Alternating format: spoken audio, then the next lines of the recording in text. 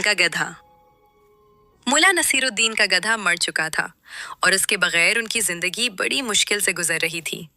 चुनांचे कई महीनों की मेहनत और मुशक्कत के बाद कुछ रकम जमा की और एक नया गधा खरीदने की गर्ज से बाजार का रुख किया। हस्बे मंशा गधा खरीदा और घर की राह इस तरह ली कि वो गधे की रस्सी थामे आगे आगे चल रहे थे और गधा उनके पीछे आ रहा था। रास्ते में चंद डाकू किस्म के लोगों ने मुल्ला को गधा ले जाते हुए देखा तो वो उनके करीब हो गए। उनमें से एक आदमी गधे के बिल्कुल साथ साथ चलने लगा। थोड़ी देर बाद उसने आहिस्ता से गधे की गर्दन से रस्सी निकालकर अपनी गर्दन में डाल दी और गधा अपने साथियों के हवाले कर दिया। जब मुल्ला अपने घर के दरवाजे पर पहुंचे और मुड़ के पीछे जो देखा तो 4 टांगों वाले गधे की बजाय 2 टांगों वाला गधा नजर आया।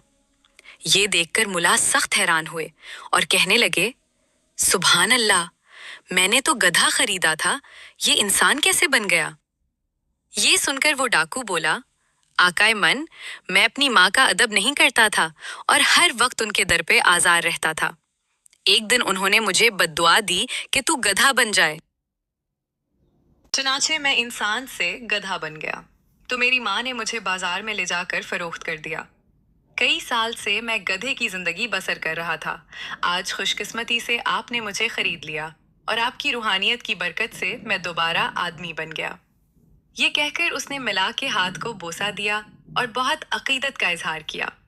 मिला को ये बात बहुत पसंद आई।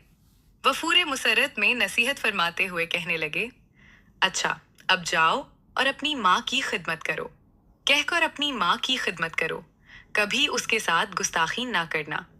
ठग मिला का शुक्रिया अदा करके रुखसत हो गया। दूसरे दिन मिला ने किसी से कुछ रकम अदा ली और फिर गधा खरीदने बाजार में पहुंच गए। उनकी हैरानी की कोई हद ना रही जब उन्होंने देखा कि वही गधा एक जगह बंधा खड़ा है जो उन्होंने कल खरीदा था। चुनाचे वो उस गधे के करीब गए और उसके कान में कहने लगे, लगता है तुमने मेरी नसीहत पर अमल नहीं किया, इसलिए फिर गधे बन गए हो।